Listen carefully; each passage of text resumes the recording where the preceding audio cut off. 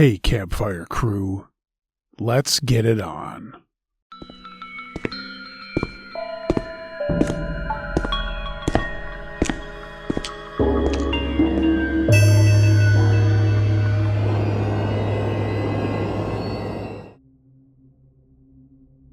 Fake Policeman by Terrace Hart. This happened in my family when I was about 5, around 1997. At that time, we lived with my mom, grandmother, and grandfather in a 3-room apartment on the 6th floor of a building in Ukraine in a large neighborhood called Shemensky. Those were criminal times in all post-Soviet countries, and not much has changed. I was raised very strictly from a young age not to trust strangers, and to never open the door to anyone unfamiliar. One day, someone knocked on our door during the day. It was just me and my mom at home, and my mom approached the door and asked, "Who's there?" A male voice replied, "Open up, this is the police. We need to ask you some questions." My mom looked through the peephole and indeed saw 2 men in police uniforms standing at the door. Only after that did she open it. My mom asked them what the matter was and what had happened. In response, they started asking her who was currently at home and how many people were in the apartment. I came a little closer and saw them. They looked at me and I got scared, so I ran into another room. And at that moment, my mom sensed something was wrong and tried to close the door, but one of the men put his foot in the way and held it open with his hand, preventing her from closing it. My mom, now frightened, asked again what they wanted, but they just silently stared at her without answering. An eerie silence hung in the air. Suddenly, our neighbor opened her door. She lived on the same floor as us and was about to leave her apartment on an errand. The 2 policemen immediately changed their expressions, looked towards the neighbor, and she noticed them too. With a questioning look, she glanced at my mom, and then suddenly, the 2 men ran down the stairs and out of the building. It was terrifying. We had no idea what they wanted, but one thing was clear. They had likely bought the police uniforms somewhere or stolen them, and they certainly were not real police officers. So, fake policemen, let's never meet again.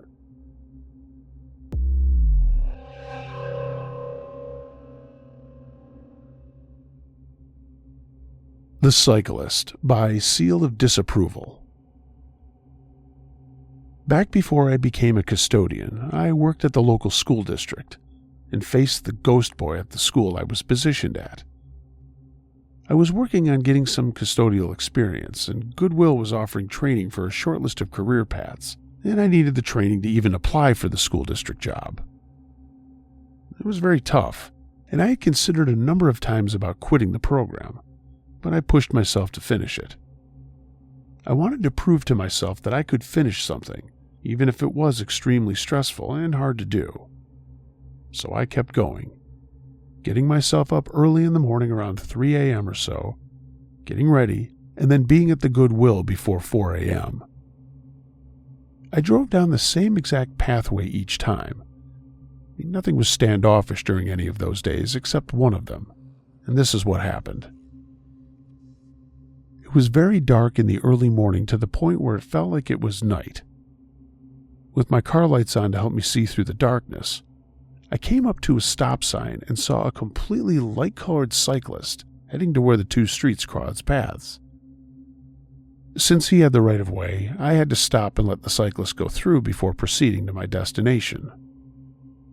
However, when I reached the stop sign and waited for the cyclist to pass, he never showed up. Confused, I glanced left and right to see if he was coming or if he had already passed, and I saw nothing. Not even if he jumped onto the sidewalk and went into an opposing direction. Just nothing. I recalled blinking quickly and talking out loud to myself, saying something like, "What the?" After a few moments of waiting and questioning what I had seen, I went forward and made it to Goodwill. I spoke to my training instructor and told her that I think I just saw a ghost.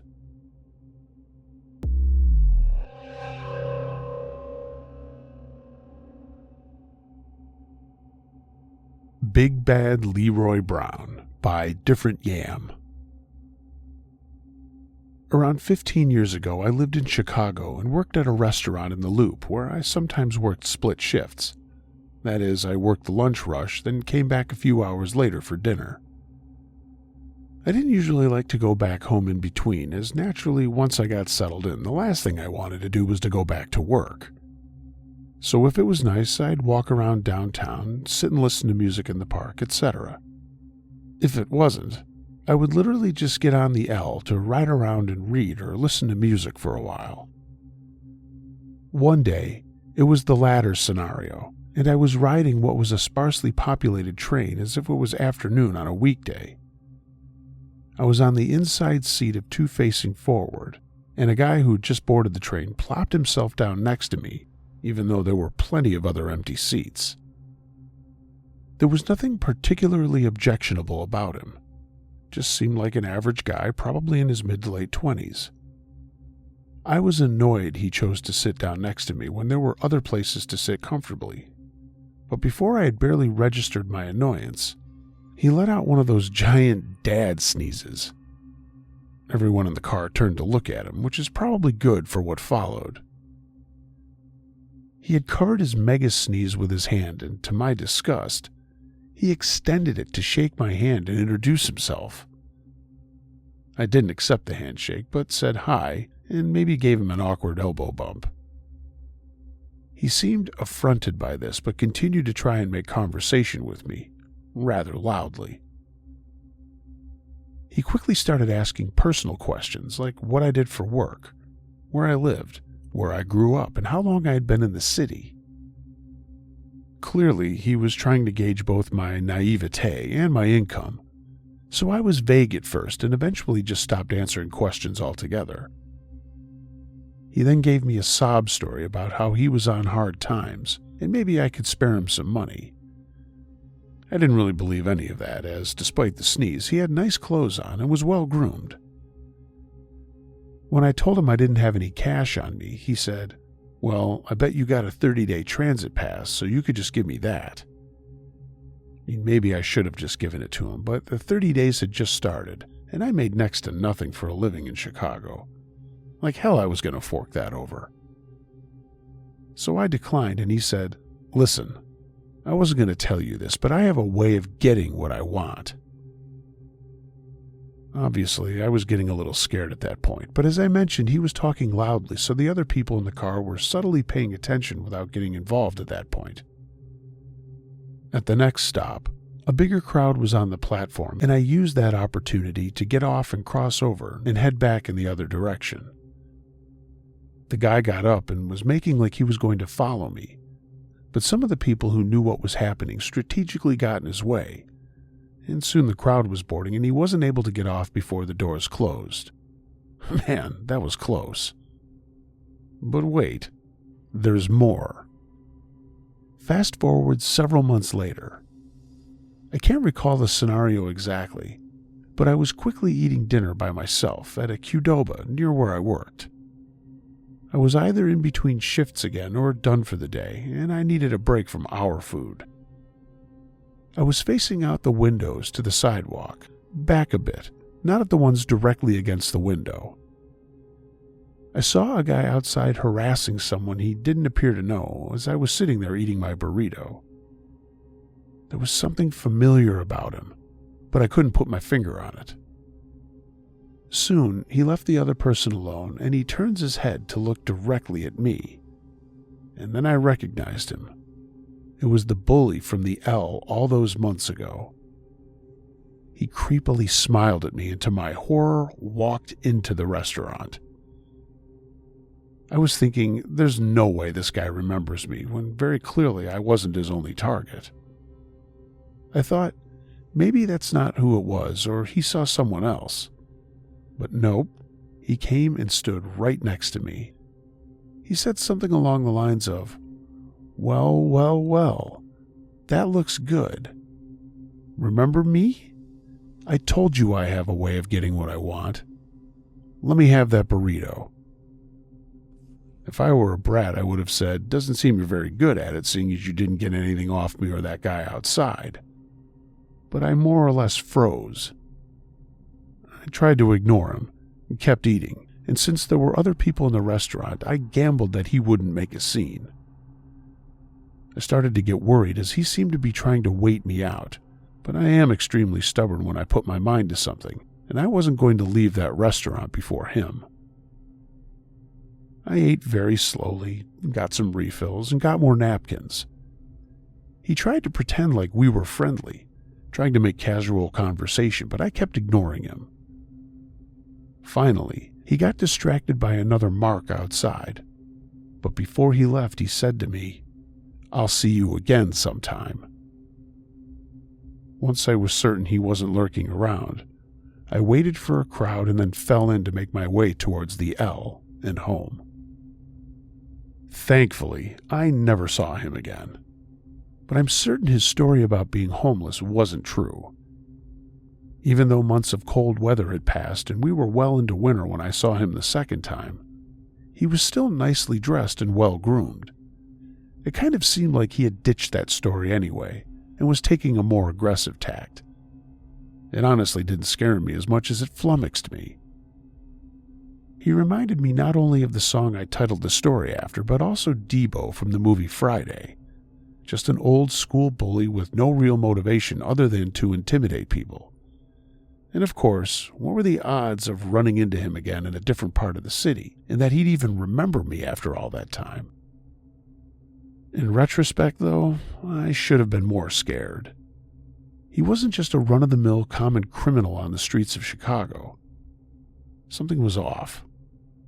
At the time, though, my mental health was in a bad place, and I was making minimum wage in an expensive city. It didn't seem so unreasonable to me to risk my life and limb for my transit pass or dinner. I got lucky.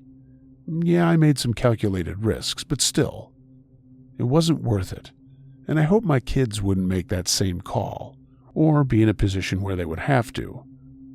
But at any rate, let's not meet again, you cowardly, pathetic excuse for a man.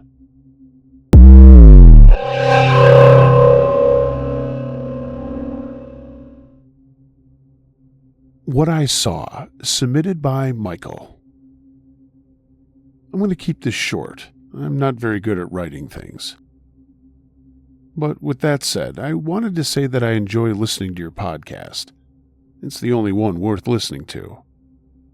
Uncle Josh note, you're very kind, thanks.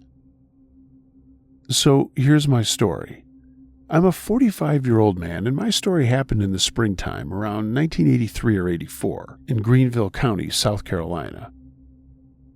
I don't remember what time of day it was, but all I can remember is after this happened, I went running into my grandmother's house, all hysterical, crying and scared out of my mind. I mean, just thinking about it, I can remember it like it happened yesterday.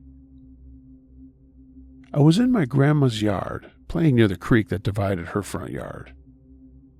It also flowed into the woods that bordered her property, and while I was playing around with my Hot Wheels, I looked up, and on the other side of the creek, just out of the edge of the woods, was a giant rabbit, just as tall as me, standing on its hind legs, almost like the one depicted in Alice in Wonderland. And it was real. I mean, it didn't look like a costume at all. And seeing that terrified me. I had this feeling of I needed to get away from it, and not to follow it or get close to it. So I ran straight to my grandma and was crying my eyes out. But when I told her what was wrong, she didn't believe me. I mean, hell, nobody believes me. They just laugh. I always wonder what would have happened if I would have gone over to it or gotten closer. Is that how some of these missing person cases happen? I'm also wondering if any of the listeners out there have had any experiences like this, or maybe they just think it's funny. If it was just my imagination, it's still just as real and vivid now as it was then. And just to let everyone know, I hadn't even seen Alice in Wonderland till much later in my life. Thanks, Uncle Josh, for reading this.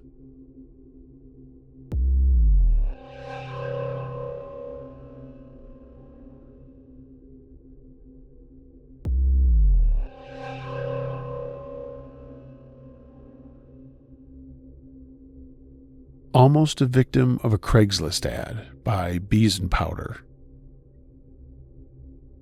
I'm a 19-year-old female living in the PMW.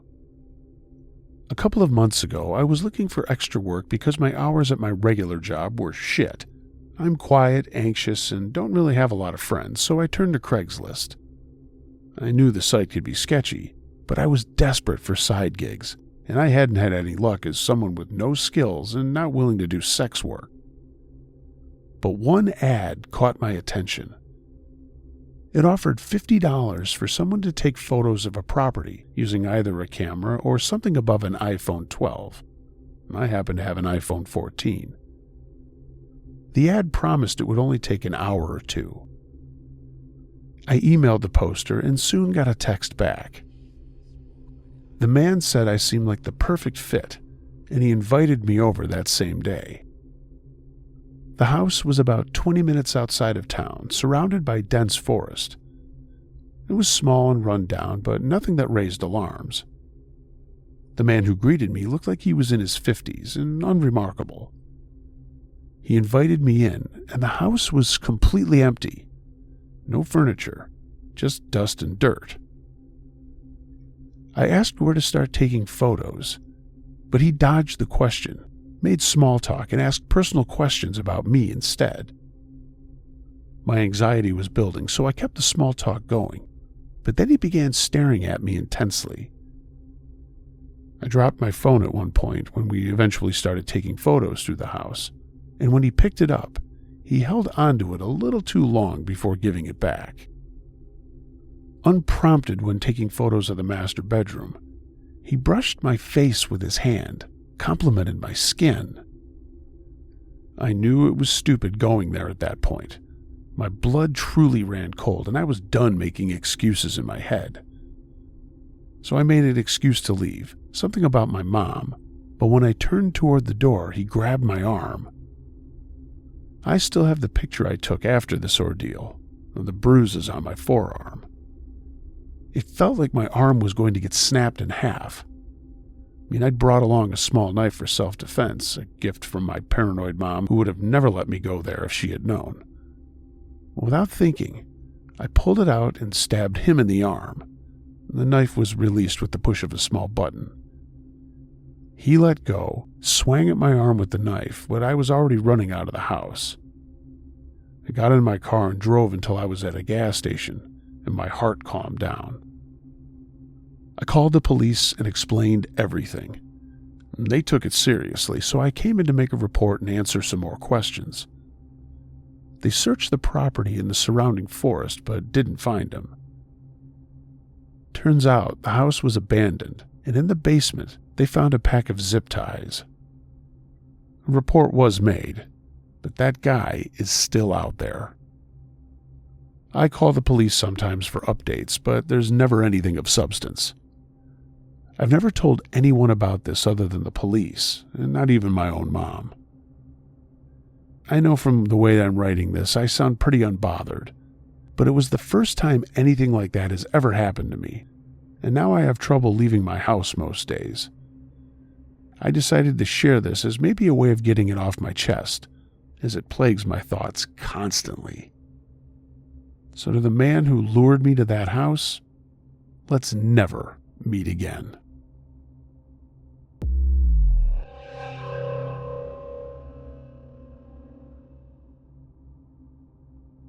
My Parents' Bedroom by Sash B. I currently reside in my family home with my husband and 3 sons.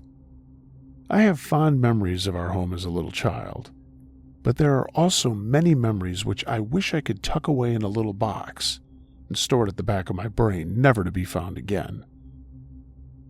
We moved into this home in 1988. I was only 6 years old.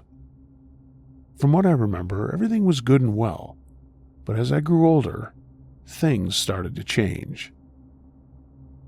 I was about 10 or 11 when our family began experiencing supernatural occurrences with my mom. Most of it was in her bedroom. That room always had an eeriness to it. It was in the front of the house facing the east. My bedroom was also alongside my parents' room, but their room never warmed up. The sun never warmed up that room. There was always a chill in there, even on the hottest of summer days. My mom always said that as soon as my dad bought the house, it was as though he had bought a coffin. And as I grew older, I began to understand what she meant. Her happy life had soon become like a death sentence for her as time went by. She began getting sick, and at first it would be headaches and body pains, and then suddenly we were struck with tough financial times. As little children, my brother and I didn't fully understand the extent of my parents' battles. My dad did his best, and my mom made sure there was always a hot meal and a roof over our heads at night. My mom became sicker and got very paranoid over time. She also became very pessimistic toward life in general. As a little girl, I watched how my mom fought with thin air and ended up losing 2 of her front teeth. I was 14 at the time that happened. She was a small, petite woman, but when she had these demonic attacks, she would become a different person. She would speak in an African language and laugh, then cry, and then say that she was an African person and that she wanted her hand and leg back. My mom became disabled after having a stroke in 1997 at the age of 45. Even when she was in her normal senses, she would say that she would dream of a young African male asking her to please return his hand and leg back. She would often complain that something would sit on the bed next to her, and sometimes she would get up with scratch marks all over her body. She was really fair-skinned, so the marks were very visible. There were times when she would awake with marks all over her neck, which looked like love bites or hickeys, as some people might call them. Then, one day, when we were all downstairs, we could hear furniture being moved around in her room. When we went up to check, all of her bedding was strewn around the room, and the bed was moved in the opposite direction of where it had once been. So again, not so many fond memories of my parents' room. The only time I felt a sense of warmth in that room was the day my mom passed away. As she lay on her bed, I sat beside her and literally felt from the pit of my stomach a warmth come over me. It's my belief that whatever spirit had been attacking her had finally left. After both my parents passed, we, as per Hindu customs and rituals, performed a cleansing of the entire home. My son now occupies my mom's old room, and he loves it. He says it feels like it brings him closer to his grandparents, whom he loved very much, and he was also their favorite. The room is now very light and airy, and there have been no paranormal happenings since my mom passed. My dad used that room for 4 years after she died, and my son used to share that room with him. I, however, will not sleep in that room, no matter how much you paid me.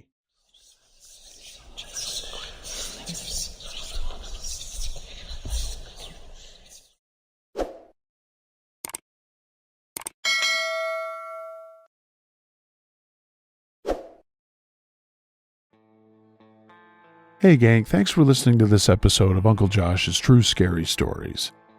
If you have a true scary story of any nature that you'd like to hear narrated on this channel or the podcast, email it to unclejosh.truescarystories@gmail.com.